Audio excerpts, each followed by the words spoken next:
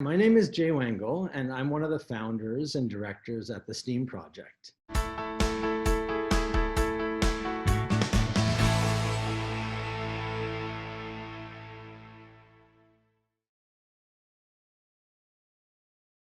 Our camp is entirely planned around giving campers experience in science, technology, and design. We look for every opportunity to give campers the ability to explore their creativity and their own interests. And really, it's the place I wished existed when I was a kid. Our staff, they come from a wide range of STEM disciplines. And the biggest reason they say they are choosing to apply with us is they really want to inspire kids the way they were inspired in STEM when they were younger, so to give back. And at our camp, the other thing that is often not understood is that campers don't sit on a screen all day. So they're not learning just one skill throughout the whole day. It's actually a full summer camp experience. So they can be learning 3D printing, 3D design, they can be learning woodworking, robotics, electronics, all of these things throughout the day, and then integrating those together in final projects. So, there's physical activity throughout the day, there's arts and crafts and just camp games all built in, but again, built around this entire camp experience focused on learning science and skills, learning technology, and even learning design skills like woodworking and architecture and fashion design. So we have a variety of campers as you'd have at any camp. Some of our campers, they join because it's a place they feel they belong. The staff get their unique personalities, their abilities, and they find friends who just kind of get them and have similar interests. They're always questioning how things work. And I mean, the great thing is we have all the skilled staff that are available to them to help them get the answers they want and give them that mentorship. Some other campers, they join us because kind of like I was, they like to be able to choose what they do and without always being told exactly how something must be. So these campers may not do as well in a prescribed curriculum at school sometimes, but they really thrive at our camp.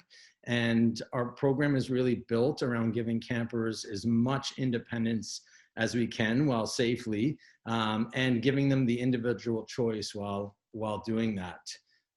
Finally, there's other campers who come to our camp and they're just creative. They love making things, building things. They love working with other people. And so really they're just there to have a great summer experience, to use tools and learn skills they wouldn't have had a chance to do otherwise. And they also love the camp spirit and the campiness that camp is. So our structure is that in the mornings, we tend to teach kids skills. That's kind of when we teach our curriculum and how to use different equipment. And when there's a more science focus to the session, we'll teach them basically small activities that demonstrate what kind of concepts we're trying to teach in sciences and engineering and such.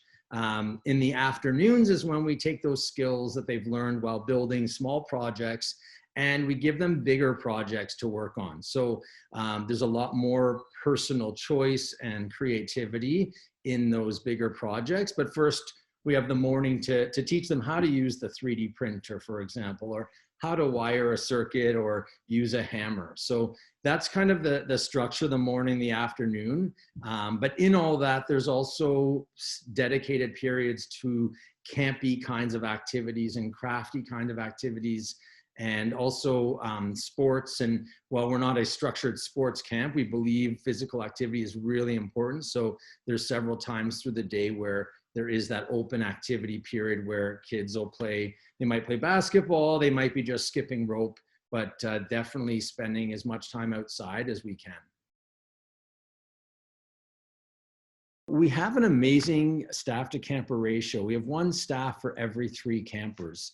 And that gives us the time and the flexibility to really get to know the campers, as well as our parents will tell us actually that their child seems to have less difficulties with us than at school. So I think that's probably the greater freedom we give them in making decisions and having their own way of doing things. But if, you know, campers will have difficulties at times, either they won't be interested in a project, or maybe they're struggling with one of the other campers in their group.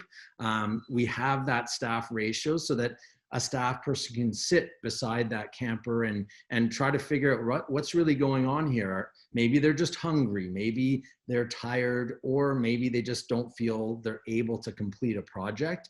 But we have that time to get to know the campers and understand what's going on. The other nice thing is we have unit heads who oversee all the counselors and campers of a specific age group. So the unit heads are in communication with parents at the beginning of the day at drop-off. If a call is needed during the day, that's also easy to do, to speak to a parent and say, hey, this is what's going on. You know, do you have any advice on what to do in this situation? And then the unit heads see the parents at the end of the day so they can get an update on what happened in the day, what great stuff happened, or sometimes, you know, this is what was a challenge for your child today. So there's lots of interaction with the parents, and lots of supervision so that we can really help kids who are just struggling for various reasons.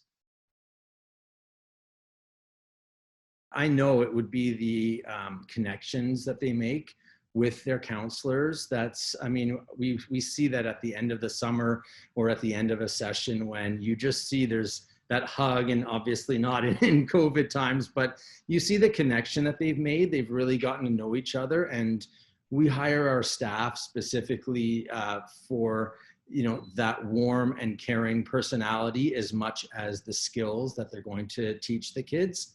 The other thing that they really value is that they've been given a chance to follow their own interests, whereas some programs are very prescribed.